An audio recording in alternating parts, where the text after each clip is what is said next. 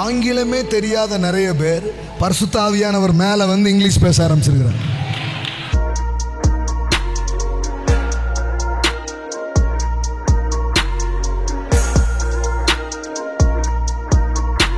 ஆவியானவர் தங்களுக்கு தந்தருளின வரத்தின்படியே வெவ்வேறான பாஷைகளை பேச தொடங்கினார்கள். இங்க பாருங்க, ஒன்று அந்நிய பாஷை, இன்னொன்று பற்பல பாஷை. எல்லாம் சொல்லுங்க, அந்நிய பாஷை, இன்னொன்று பற்பல பாஷை. ஸ்பீக்கிங் டங்ஸ் இன்னொன்று, அது ஒரு வரம். இன்னொரு வரம் என்ன தெரியுமா? பற்பல பாஷை. அப்படின்னா தெரியுமா? நீங்கள் அந்த லாங்குவேஜ் படிச்சிருக்கவே மாட்டீங்க, உங்கள் மேலே ஆவியானவர் வருவார், நீங்கள் அந்த மொழியை பேசுவீங்க. ஆங்கிலமே தெரியாத நிறைய பேர் பரிசுத்த ஆவியானவர் மேலே வந்து இங்கிலீஷ் பேச ஆரம்பிச்சிருக்கிறார். யாருக்கு தெரியும் நீங்கள் என்னென்ன மொழியில் பேச போகிறீங்கன்னு தெரில. ஹலோ, இருக்கீங்களா? எத்தனை பேர் அதெல்லாம் பார்க்கணும் ஆசைப்படுறீங்க? ஆமென். நமக்கு தமிழை தவிர யாம் கற்ற மொழிகளில் யாம் கற்ற மொழி தமிழ் மட்டும்தானே. கவலைப்படாதீங்க, ஆவியானவர் வரும்போது திடீர்னு இதர் ஆவோம்பிங்க, ஹீப்ரு பேசுவீங்க. ஐயா, அந்த பாஷெல்லாம் யார்கிட்ட இருந்து வந்து நினைக்கிறீங்க?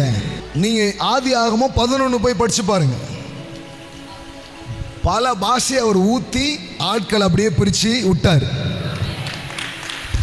மொழிகளின் மன்னர் அவர். இந்த சப்ஜெக்ட் வரல, இந்த மொழி வரல, அவர் வந்தா எல்லாம் வரும். எல்லாம் சொல்லுங்க, ஆவியானவர் வரும் பொழுது பற்பல பாஷையும் பேசுவேன், அந்நிய பாஷையும் பேசுவேன். ஆமென். ஆமா, அந்நிய மாதிரி பேசிட்டு இருப்பீங்க. ஆமென். தானியேல் 1 வாசித்து பாருங்க. அங்க வேதம் சொல்லுகிறது, தேவன் அவனுக்கு விசேஷித்த அறிவையும் ஞானத்தையும் கொடுத்தது மட்டுமல்ல, எல்லா பாஷையிலும் எல்லா மொழியிலையும் அவனை 10 மடங்கு சமர்த்தனாக மாற்றினார்.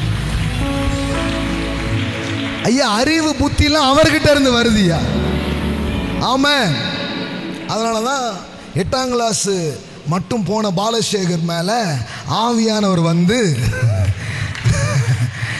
இன்னைக்கு ஆமென்,